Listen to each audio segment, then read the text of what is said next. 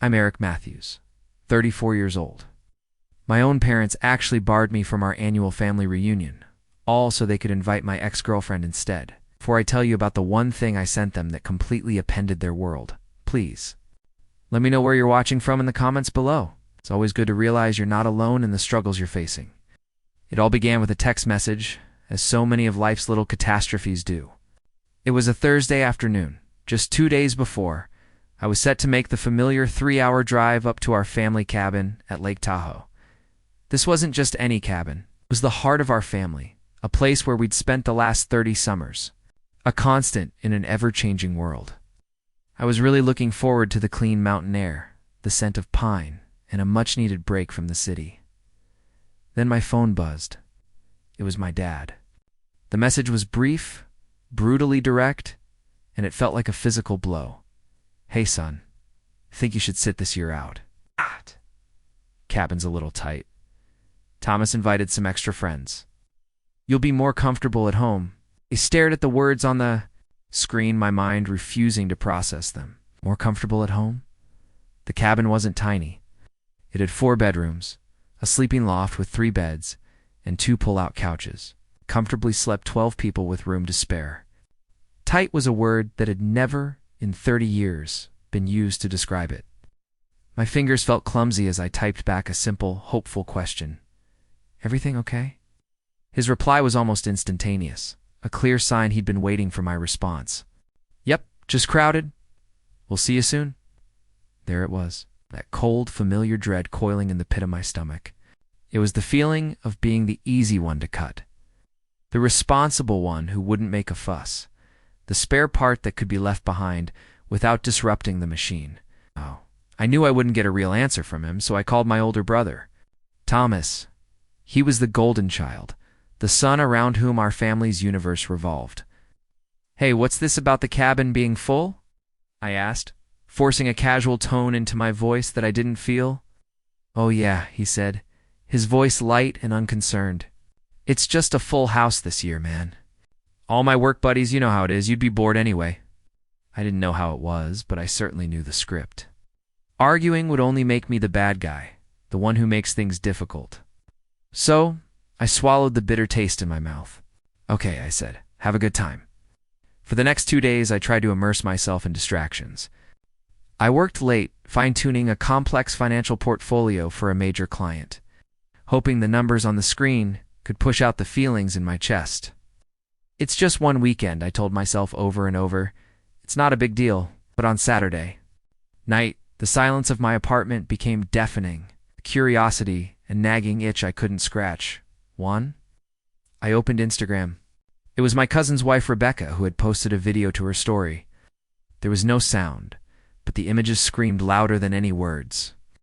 There they were, my whole family gathered around the massive oak dining table my grandfather had built.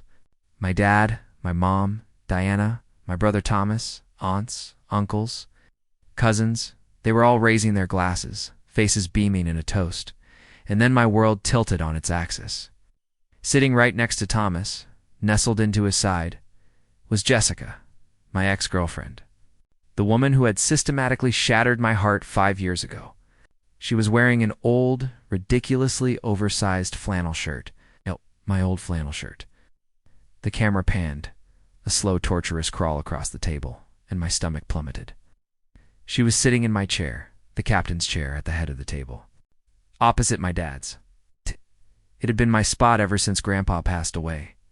A small thing, a tradition, but it was mine. Rebecca's caption was a string of heart and champagne emojis next to the words, "Two old times. Family is everything." My phone suddenly felt like a lead weight in my hand. The air in my lungs turned to stone. My own family. They hadn't just told me there was no room. They'd given my room, my chair, my very place in our family story too. The one person on earth who knew just how much that would hurt me. I didn't yell. I didn't smash my phone against the wall, though the urge was a lightning bolt in my arm. I didn't call and demand an explanation that I knew would be a cascade of lies. I just sat there in the suffocating darkness of my apartment, the phone screen illuminating the grim set of my jaw in the reflection. A cold, hard resolve, something I hadn't felt in years, began to solidify in my chest. They thought I was the quiet one, the one who would swallow the hurt and just move on. They were about to find out how wrong they were. I opened my laptop. Its gentle hum was the only sound in the room. It was time to write a new ending to their story. You have to understand that Instagram photo wasn't just a snapshot of a bad weekend. It was the culmination of a lifetime of small cuts, 1,000 moments of being told, in ways both subtle and overt, that I was secondary. My value in the family was directly tied to my usefulness. I was Eric, the reliable one, the flesh and blood insurance policy against Thomas's irresponsibility. Thomas was the golden boy, the charismatic heir apparent who could charm his way out of any trouble. I was the one who quietly cleaned up the messes he left in his wake. My entire life was a supporting role in the Thomas show. The most glaring example happened when I was 27.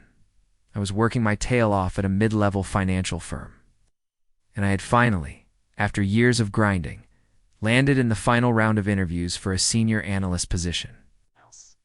This was my shot.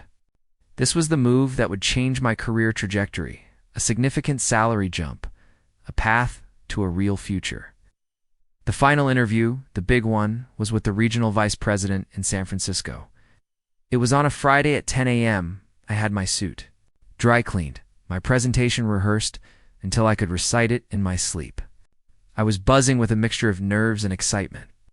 On Thursday evening, my phone rang.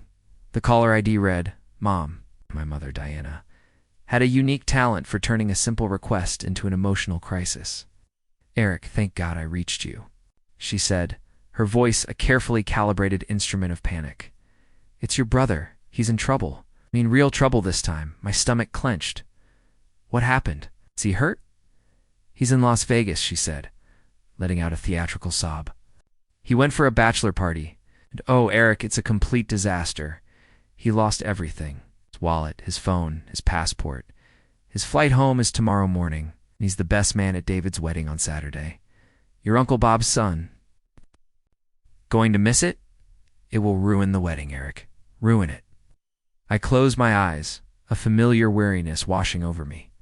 I could picture Thomas perfectly, hungover, annoyed, completely unconcerned with the chaos he'd created because he knew someone else would fix it. He always knew. "Mom, what do you want me to do?" I asked, trying to keep my voice level. "You have to drive to Vegas," she declared, as if it were the simplest, most logical solution in the world. "You can pick him up and drive him straight. To the wedding in San Diego? The rehearsal dinner is tomorrow night. You're the only one we can count on. Please, Eric, you have to do this for the family." The words hung in the air, a guilt-laden trap. "Mom, I can't," I said, my voice tight with frustration. "I have the interview, the big one, the promotion. It's tomorrow at 10 a.m. in San Francisco." There was a beat of cold silence. Then her voice changed, losing its frantic edge and taking on a sharp, disappointed tone. "An interview? Eric, this is your brother. This is your cousin's wedding, a once-in-a-lifetime event. You can get another interview.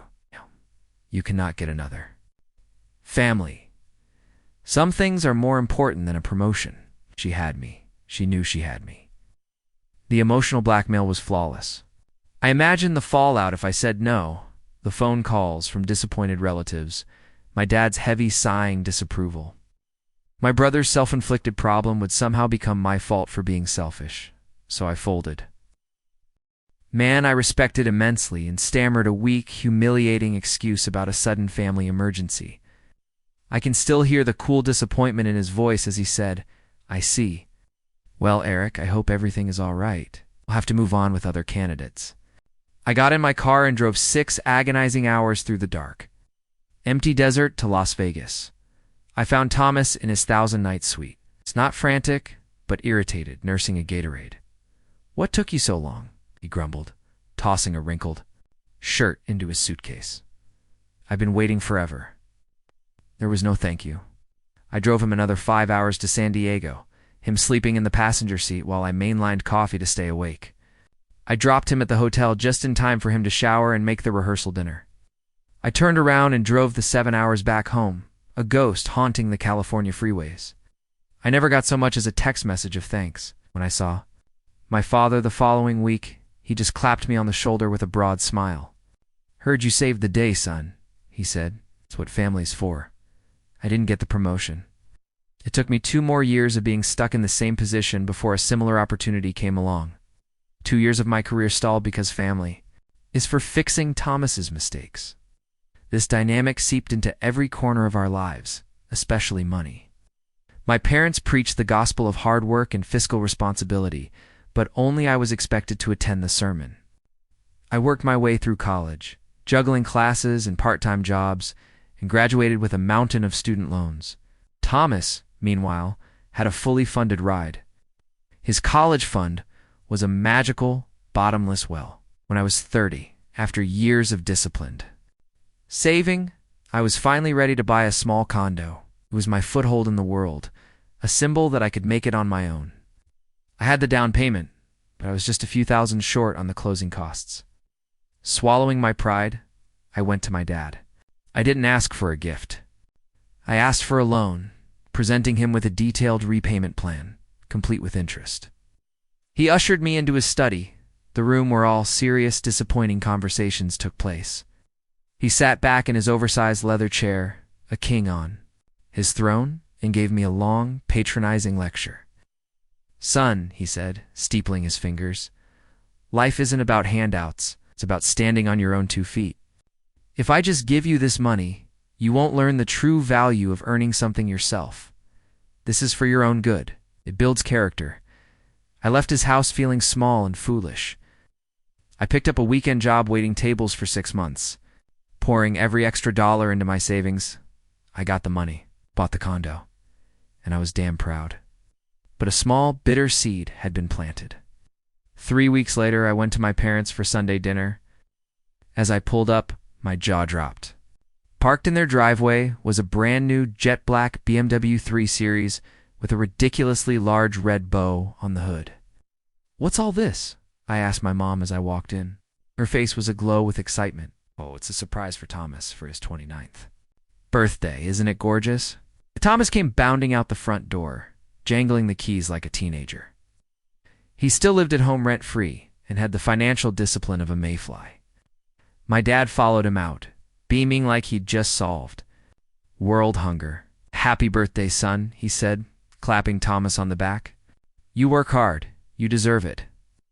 I just stood there, invisible. The words, "it builds character," echoing mockingly in my head. The price of that car was more than 10 times the loan I had asked for. Even my romantic life wasn't safe. When I was dating Jessica, my family adored her. She was beautiful, bubbly, and a master manipulator. She knew how to flatter my mother and talk business with my dad. They were convinced she was the one. We dated for 3 years, but that last year was a slow, painful slide into confusion as she grew more distant and cold. The end was swift and brutal. I came home a day early from a business trip and found her in our bed with another man. The betrayal was absolute, a clean break that shattered my world. When I told my family, bracing for their support, I was met with skepticism. "Are you certain, Eric?" my mother asked, her brow furrowed with concern for Jessica. "She is such a sweet girl. Maybe you misunderstood." My dad suggested I was under a lot of stress at work, and perhaps letting my imagination run away with me. Thomas delivered the final blow. "Dude, you probably drove her to it," he said with a shrug. "You're always so intense." Over time, they rewrote history. It was easier for them to believe I was the problem. I was the one who was too difficult, the one who pushed away poor, sweet Jessica. They kept her in their lives, a constant, painful, a reminder of my failure. "She's Rebecca's best friend," my mom would say with a shrug. "We can't just be rude." My younger sister, Laura, was the only one who saw through the charade. She was the family's quiet observer, the one who noticed the things no one else wanted to see. I remember having coffee with her a few months after the BMW incident. "It's not right, Eric," she'd said, her gaze fixed on her cup. "It's like there are 2 sets of rules in our house. One for you and one for Thomas. It's just how it is." "Laura," I said, the resignation heavy in my voice. She looked up then, her eyes flashing with a fire I rarely saw. "No," she said, "it's not. And one day they are going to push you too far. Now, staring at the ghost of my past on my phone screen, Laura's words echoed in my ears. They had pushed me too far.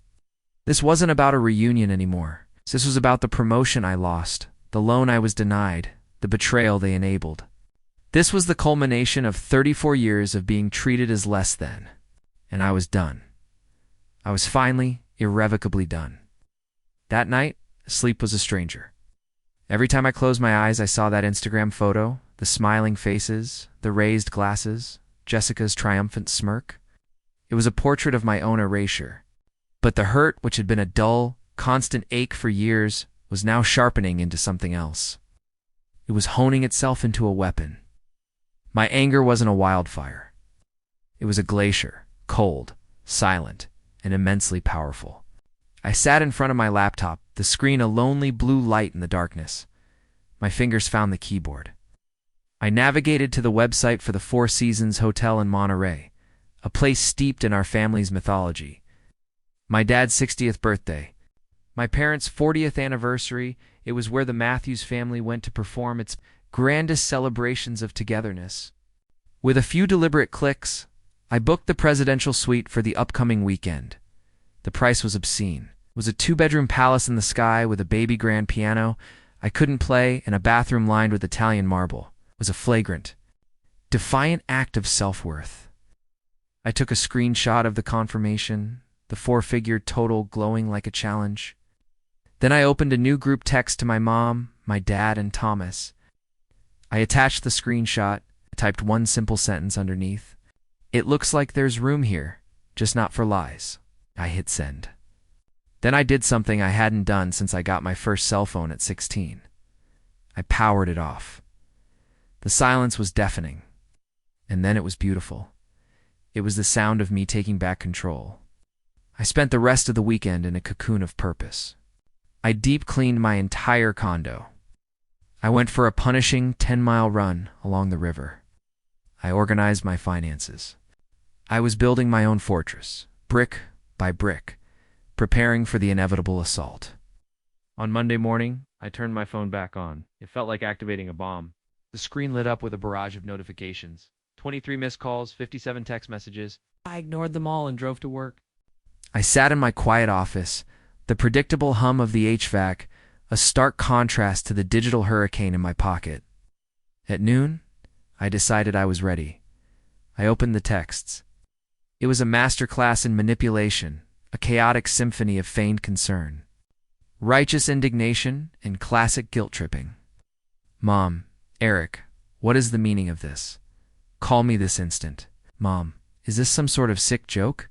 It isn't the least bit funny. Your father is deeply hurt and confused. Mom, I simply cannot believe you would be so cruel. You're making your mother cry. Dad, son, we need to have a conversation. This is a big misunderstanding. Dad, turn your phone on. Let's be reasonable. Adults about this." Thomas's texts were, as always, pure, unadulterated rage. Thomas. "What the hell is your actual problem, Thomas?" Correction. "What the hell is your actual problem, Eric?" Thomas. "You always have to be the center of attention, don't you?" Thomas, "You made Mom cry." "I hope you're happy now, you selfish bastard." I took a calming breath and, starting from the bottom of the food chain, called Thomas first. He answered on the first ring, his voice already a snarl. "Oh, what do you want, Eric?" "I want to know why you lied to me," I said, my voice eerily calm. "I didn't lie. It was crowded. Jessica just showed up. It was a last-minute thing, Rebecca." "Set up? What were we supposed to do? Be rude and kick her out?" he sputtered, the lies coming easily. "You told me it was your work buddies, Thomas. Conveniently left her out. And you told me to stay home because I knew you'd make it weird," he shouted, his voice cracking just like you're doing right now. "You always have to play the victim. For God's sake, grow up, Eric." He slammed the phone down, one down. I dialed. My dad. He adopted his peacemaker tone, the one he used to smooth over Thomas's latest scroop. "Son, listen to me," he began, his voice oozing reason. "You're blowing this whole thing way out of proportion. It was a simple miscommunication. Thomas didn't know Jessica was coming until she was practically on the doorstep. So let me get this straight," I said, my voice dangerously quiet. You disinvited me from a 30-year family tradition because it might be crowded, and my cheating ex-girlfriend just happened to materialize and take my seat at the dinner table. Does that sound reasonable to you, Dad? Don't you dare use that tone with me, he snapped, his peacemaker facade crumbling. It was one weekend. There will be other weekends. You're being childish. Finally, I called my mom. She was already in full sob mode. I don't understand why you're trying to hurt your family like this, Eric, she wept. After everything we do for you, so Jessica was there? So what? She's a lovely girl who made a mistake years ago. You're the one who can't let things go. You're tearing this family apart over absolutely nothing. Nothing. That word, it was the key. My entire history of being marginalized, my feelings, my very presence, it was all nothing. I ended the call. The gaslighting was so reflexive, so complete. They probably believed their own lies, but their unified front was a sign. This was a coordinated story, and it was about to unravel. That evening, my phone rang with a number I didn't recognize.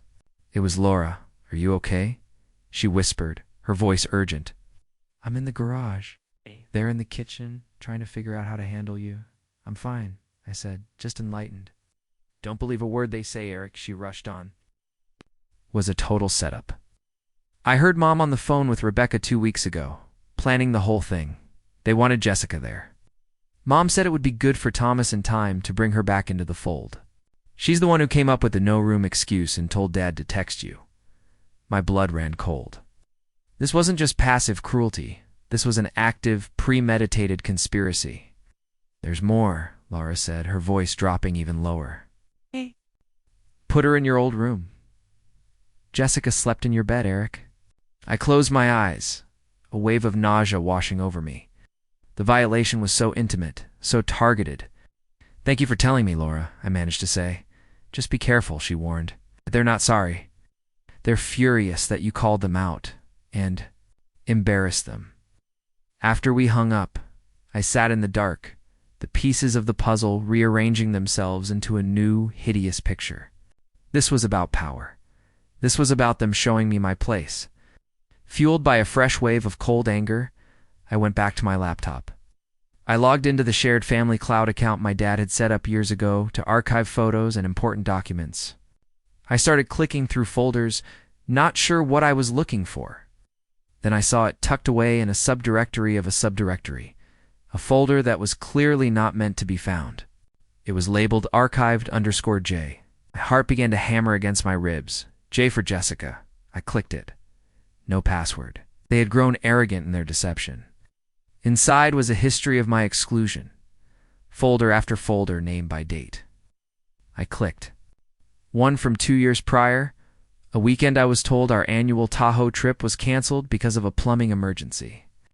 The folder was filled with dozens of photos. My family on the deck of the cabin, laughing. The plumbing, evidently, was fine. And there, in the center of a group shot, was Jessica. I clicked another. A surprise party for my aunt that I was told was just a quiet family dinner. Another, a 4th of July barbecue that was supposedly rained out. They were all there, happy together without me. Then I found the videos. In one from that canceled trip, my mother was filming. As she panned across the group, she passed Jessica, sitting intimately close to Thomas, her hand on his knee. My mother's voice, light and conspiratorial, said, "Don't put this one on Facebook, Becca. Eric doesn't know we're here. The air was punched from my lungs. It wasn't a one-time thing. It was a secret, parallel life my family was living. A life built on my absence." I kept digging, my hands shaking. I went back to the main drive and used the search function for my brother's name. Thousands of files. I narrowed it to text logs from old phone backups my dad had meticulously saved. I found a conversation between Thomas and Jessica. It was from 3 years ago, while she and I were still living together. Thomas. He's gone on that business trip till Friday. My parents are out tomorrow night. House to ourselves. Come over. Is that a good idea, Tommy? Thomas. It's the best idea. Miss you, Jessica. Jessica, I miss you too. Scrolled. Back, a roaring in my ears. The affair wasn't a one-night mistake. It had been going on for months under my nose in my own home, with my brother and my family. Looking at the easy camaraderie in the photos, the casual deceptions, the way my mother protected their secret, they had to have known. They had to have. This changed the very DNA of the conflict. This wasn't a family dispute. This was a betrayal. So profound, so rotten to the core that it demanded more than an apology. It demanded a reckoning. The revelations of that night were a brutal baptism by fire. The man who had gone to bed hurt and confused was gone. In his place was someone I barely recognized. A man cold, focused, and utterly resolute. The emotional pain was still there, a hot core of molten lava deep inside me, but it was now encased in a thick shell of icy logic. I knew that emotion was their battlefield. To win, I had to fight on my own turf, facts, figures, and strategy. The next day at work was a blur. I stared at complex financial models, but all I could see were my mother's conspiratorial smile in that video and the damning dates on those text messages. My entire life felt like a lie I had been unwittingly co-starring in. I called James during my lunch break, finding a small, empty conference room to ensure privacy. I laid it all out for him, the hidden archive, the years of systematic exclusion, and the gut-wrenching proof of the affair between Thomas and Jessica. There was a long, charged silence on the other end of the line as he processed the sheer scale of the deception. "Dude," he finally said, his voice low and intense. I don't even have a word for this. This isn't just your family being jerks. This is a calculated, long-term psychological campaign. It's a conspiracy." "I know," I said, my voice tight. "And the worst part is, I feel like I'm still just scratching the surface." "So, what's your play?" he asked, his tone shifting from sympathetic friend to strategic ally. "You can't just confront them with this. They'll deny it. They'll say you hacked them, that you're unstable. They will turn this back on you so fast, your head will spin." He was right. Emotional ammunition was useless against people who had no conscience. I needed something they couldn't twist, something undeniable. I needed leverage. That night, my mission crystallized. My family operated like a corrupt corporation. My father was the figurehead CEO, my mother the ruthless coup of social engineering, and Thomas the treasured but non-performing asset. Well, I was a shareholder in that corporation. I owned a 30% stake in Matthews Construction, the company my grandfather had poured his life into building. I had inherited those shares when Grandpa died, but out of trust and respect, I'd always been a silent partner, letting my dad run the show.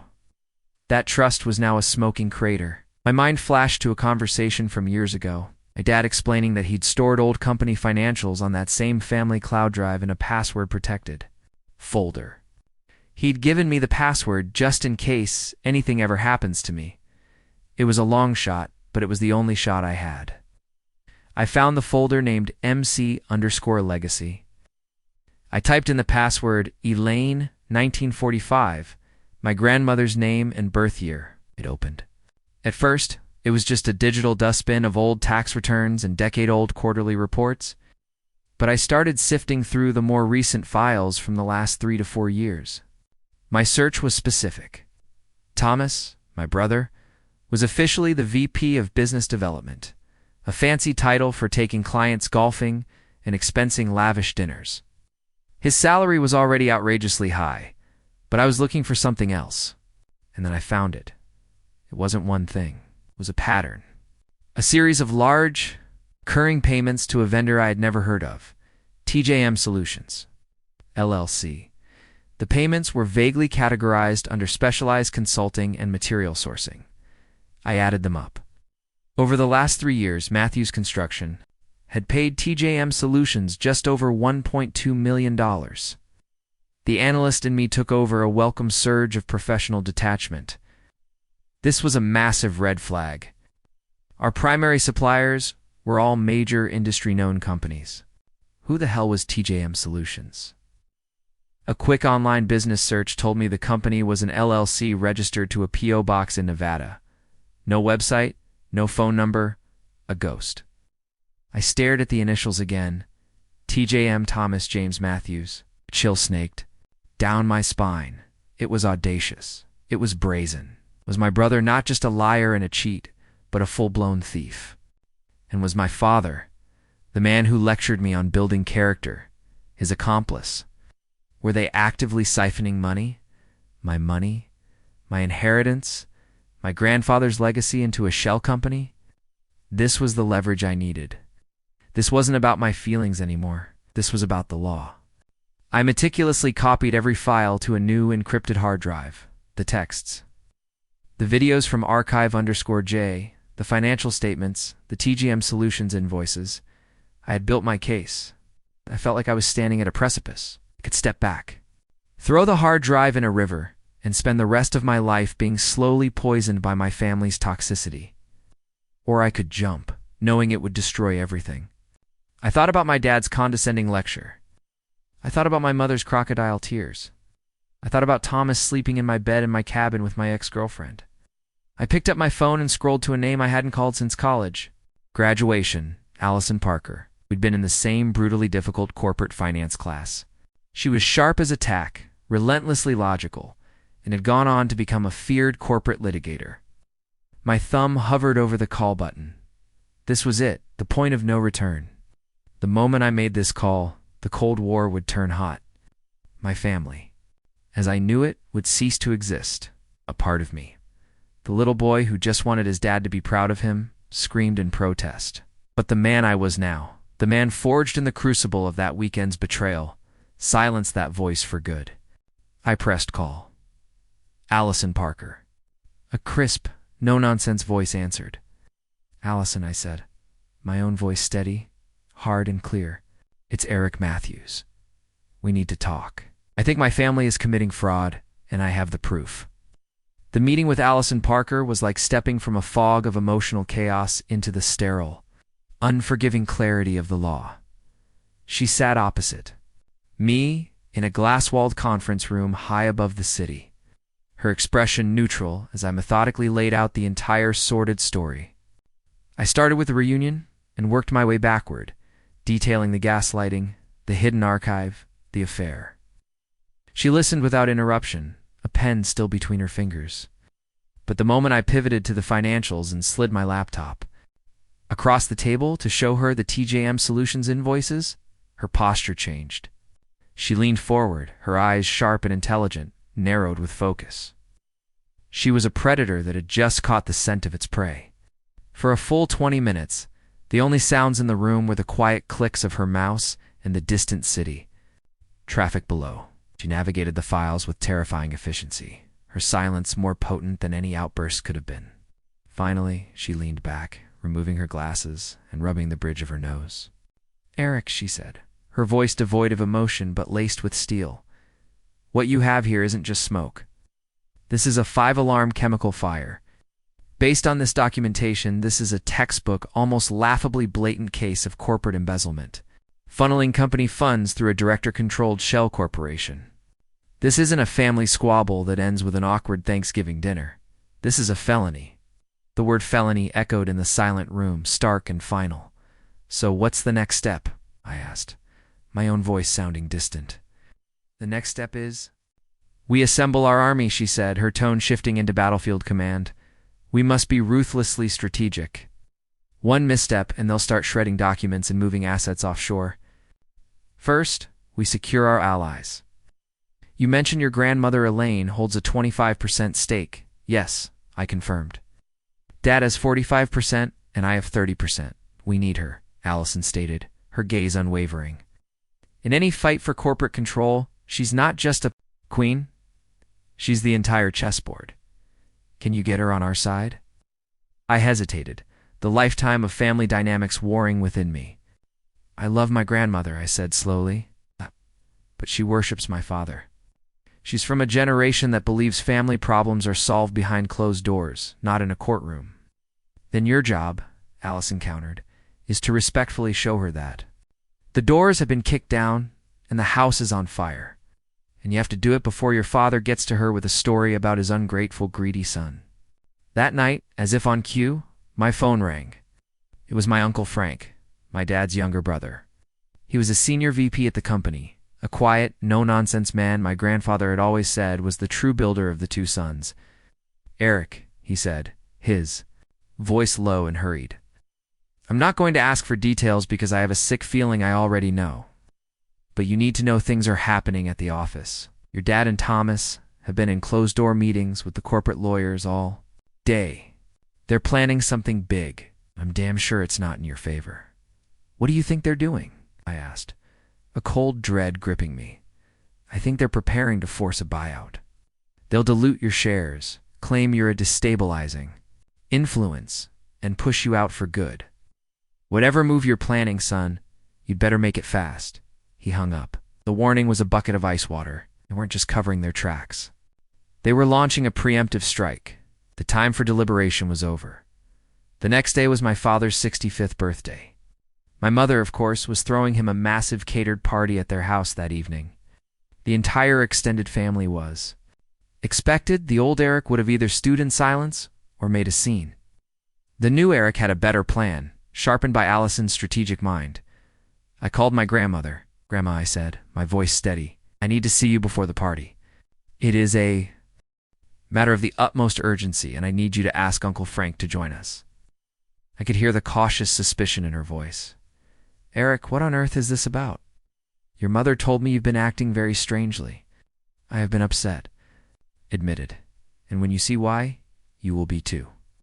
Please, Grandma, trust me on this one. Meet me at my office in 1 hour." To her credit, she agreed. When she and Uncle Frank walked into my downtown office, their faces were a mask of impatient concern. "All right, Eric," my grandmother said, setting her purse down with a decisive snap. "What is so important that it requires this level of drama?" I didn't speak. I simply turned my laptop to face them and played the video from the canceled Tahoe trip, the one where my mother, in her own cheerful voice, incriminated herself. My grandmother's regal posture stiffened. Uncle Frank just slowly, sadly shook his head. Next, I showed them the text messages, the proof of the affair. My grandmother raised a hand to her mouth, a small, wounded sound escaping her lips. "Robert," she whispered, not to me, but to the ghost of the son she thought she knew. "That," I said quietly, "is the personal betrayal. Now for the business one." I walked them through the TJM Solutions invoices one by one. Uncle Frank, with his decades of operational knowledge, saw the fraud immediately. He pulled out his own phone and accessed the company's internal supplier portal. "There is no TJM Solutions," he confirmed, his face grim as he showed the screen. To my grandmother, there never has been. Robert approved these wire transfers himself. I remember asking him about one of them last year. He told me it was a new specialized supplier for a sensitive government contract, and my grandmother looked pale, her eyes darting between me and Frank, desperately searching for an alternative explanation. "Robert, a thief? My own son?" "Eric, these are terrible accusations." This was the moment of truth. "Grandma," I said, taking a deep breath, "look at this." I pulled up the final document. I had paid a premium for a service to pierce the corporate veil of the Nevada LLC. It was the official incorporation document. The sole listed proprietor was not an anonymous agent. It was Thomas James Matthews. My grandmother stared at the screen. Her son's moral abdication and her grandson's outright theft laid bare in undeniable black and white. The fierce denial. In her eyes, the instinct to protect her firstborn finally crumbled, replaced by a dawning, heartbreaking horror. The numbers didn't lie. The names didn't lie. She looked up at me.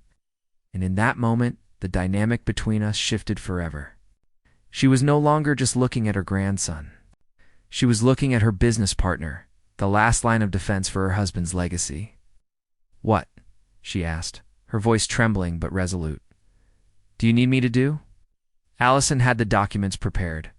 A formal petition for an emergency shareholder, meeting a motion to freeze all assets associated with TJM Solutions, a vote of no confidence in the CEO and his VP of Business Development. We were not going to the party. We were going to war. Allison, acting as our legal counsel, served notice for an immediate emergency meeting. It's not at their home, but at the neutral territory of the Matthews Construction headquarters. We gave them 1 hour. Sat waiting in the cavernous mahogany. Boardroom, me, my grandmother, Uncle Frank, and Allison, a silent, formidable block. My father and Thomas burst in, their faces flushed with rage from being pulled away from their celebration. My mother trailed behind them, her face a mask of indignation, ready to play the victim. What is the meaning of this outrage? My father boomed, throwing his suit jacket over a chair. On my birthday. And what is she doing here? He spat, gesturing at Allison.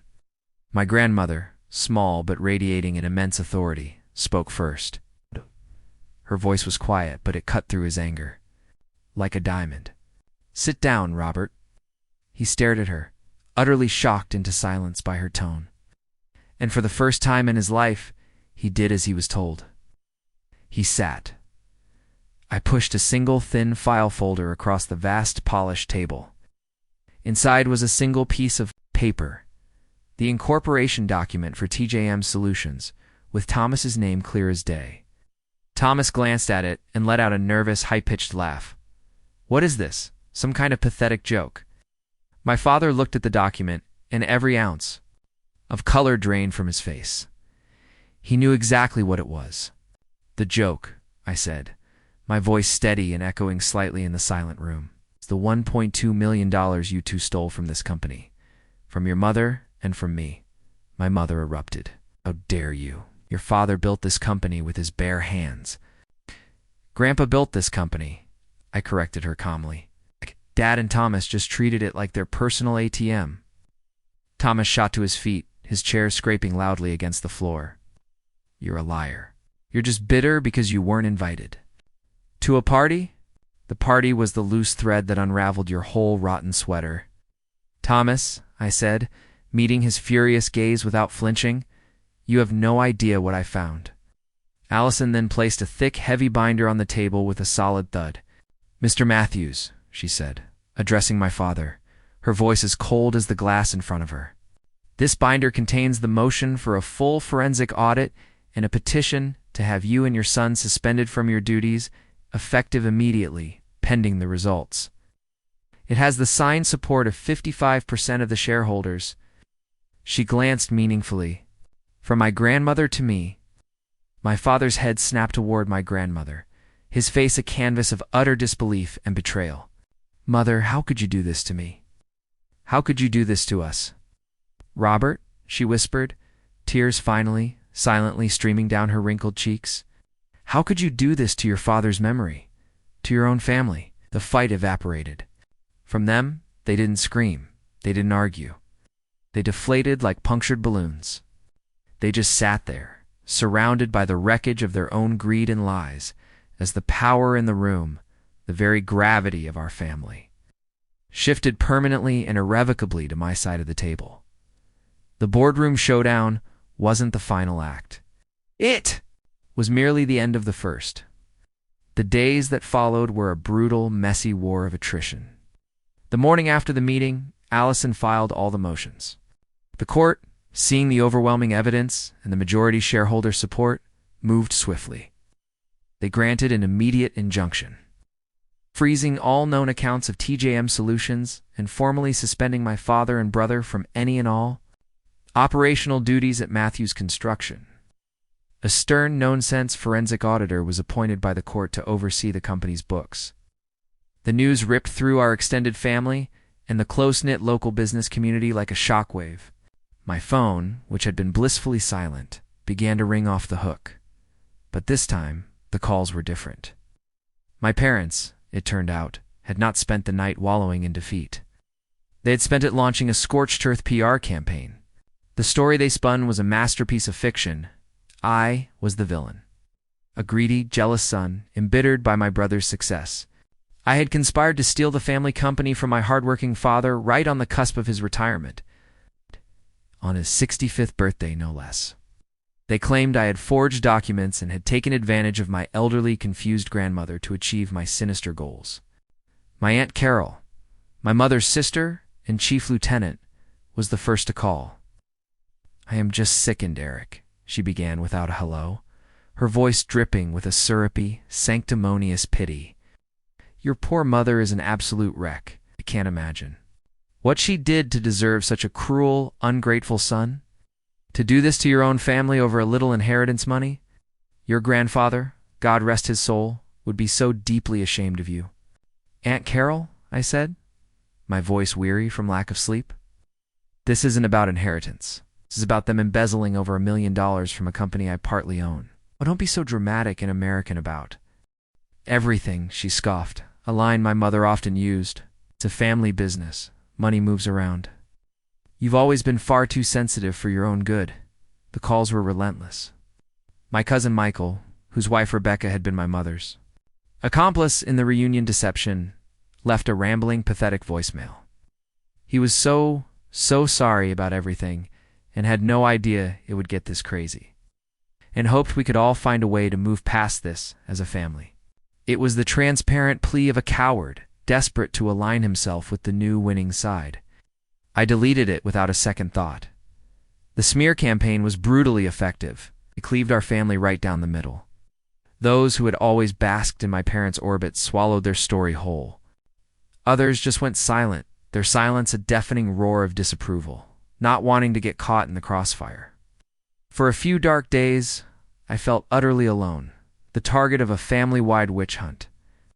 A flicker of doubt, a venomous whisper in my mind asked, is this worth it? The public humiliation, the family implosion, the sheer ugliness of it all? Then Laura called. She was in tears. They're trying to destroy you, she sobbed. Mom is calling everyone, telling them you're unstable, and that this is all because you never got over Jessica. She's trying to paint you as a crazy ex-boyfriend, instead of a victim of fraud. I know, I said, my own throat tight. Don't you dare let them win, she said, her voice shifting from sorrow to a fierce, protective anger. Don't you let them make you doubt yourself for 1 second. You are doing the right thing. For the first time in his life, someone is holding Thomas accountable. I'm so proud of you, Eric. Her words were a balm, a shield. James was my other rock, calling every single day. Let them talk, he'd say. Liars make noise. The truth works in silence. Just focus on the facts. The auditors will find the truth. A few days later, I had a direct confrontation. I was in the grocery store, staring blankly at a wall of cereal boxes, when I heard my name. Eric, I can't believe you have the nerve to show your face in public, was Aunt Carol. She stood there, her shopping cart, a makeshift barrier, her face a mask of righteous fury. Hello, Aunt Carol, I said calmly. What? Your mother is at home sick with worry, and you're here buying cereal, she said, her voice loud enough for people in the aisle to turn and look. You should be ashamed of yourself. What I am, I said, turning to face her fully, my voice low but firm, is a victim of a crime. What my father and brother did is illegal. What you are doing right now is repeating lies designed to protect thieves. Now, if you'll excuse me, I have shopping to do. I pushed my cart past her, her mouth agape in shock. It was a small victory, but it felt significant. I wasn't going to hide, wasn't going to be shamed into silence.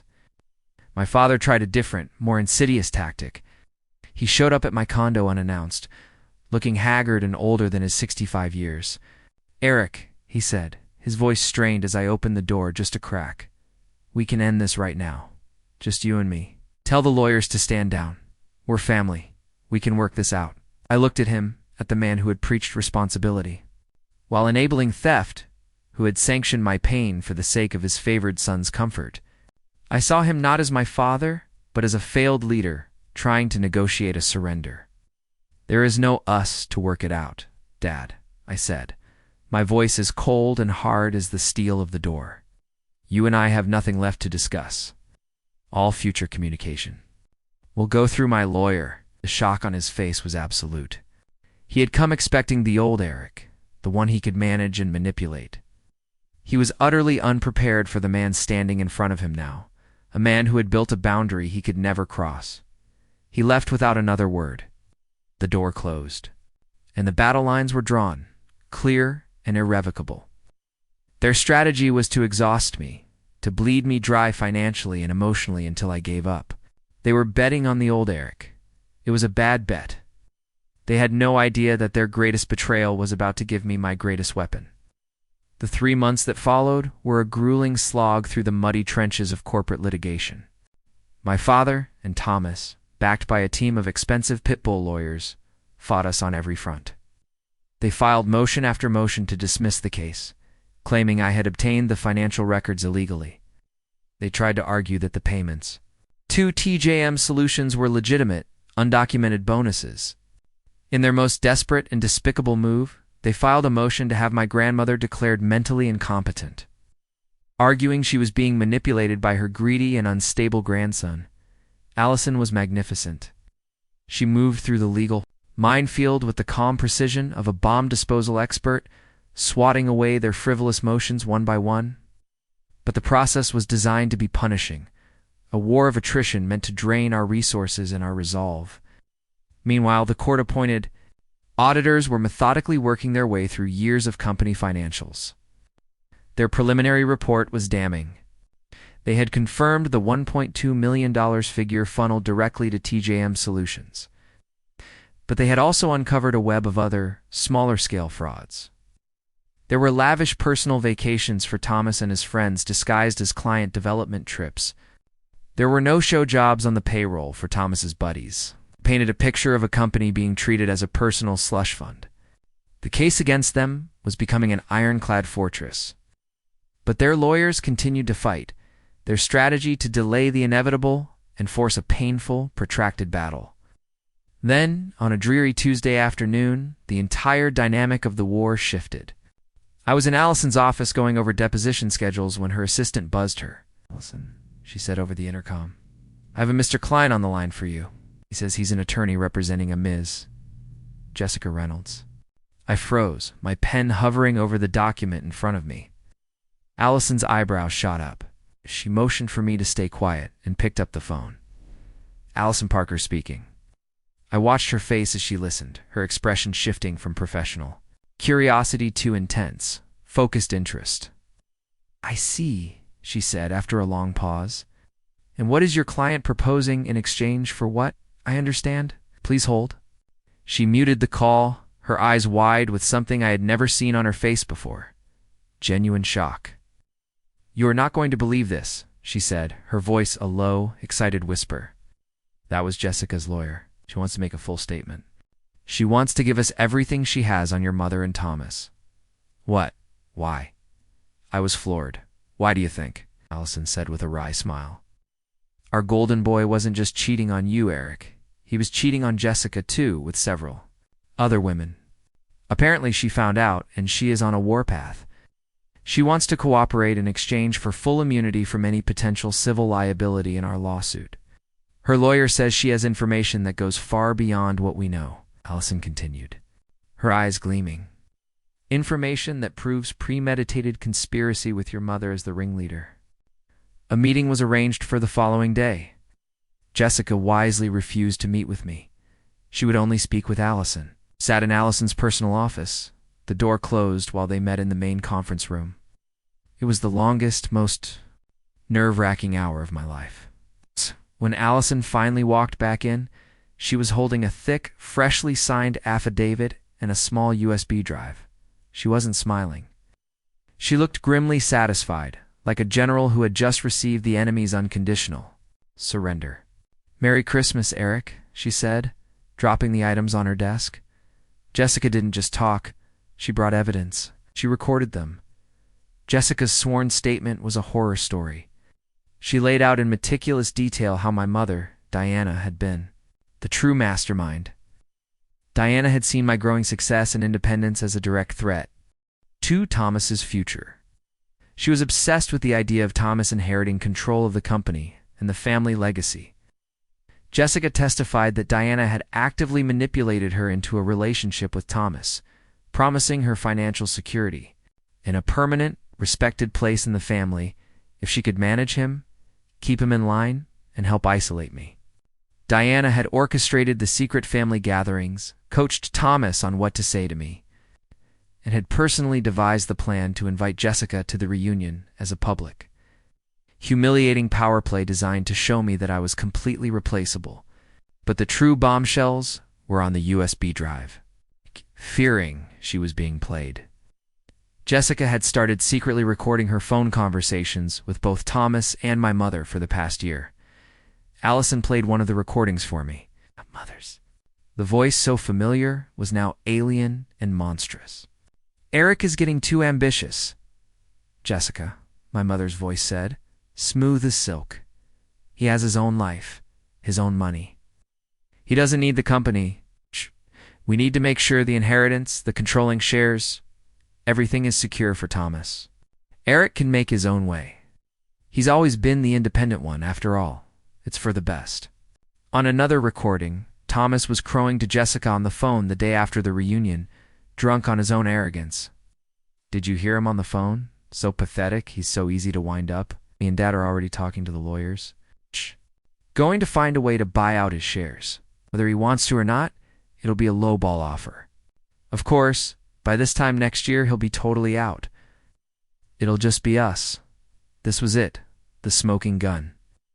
The undeniable proof of a premeditated conspiracy to fraudulently oust a shareholder, orchestrated by the CEO and his wife. Allison didn't hesitate. She sent encrypted copies of the affidavit and the audio files to my father's legal team. Her cover letter was short and brutal. They had 24 hours to accept our original settlement offer in full. If they refused or tried to counter, the new evidence would not only be added to our civil case, but it would be handed over to the district attorney's office with a strong recommendation to pursue criminal charges for conspiracy, embezzlement, and wire fraud. It was checkmate. Their entire defense, built on lies and delays, evaporated in an instant. The next morning, they accepted our terms. They surrendered. The settlement was absolute. My father and Thomas would resign from all positions at Matthews Construction effective immediately. Their combined 45% stake in the company would be transferred to me and Laura in exchange for my signature on an agreement not to pursue criminal charges. They were stripped of their power, their legacy, and their honor. In a single stroke of a pen, my ownership stake went to 51%. Laura's grew to 19%. My grandmother retained her 25%. The company my grandfather had built, the legacy my father had nearly destroyed, was now in the hands of those who would protect it. I stepped into the role of CEO. I promoted Uncle Frank to president, his rightful place. I made Laura the head of a new department of sustainable design, allowing her passion to finally have a home. Together, we began the long, arduous process of rebuilding. We weren't just fixing the finances. We were detoxifying the culture. We established an independent board of directors.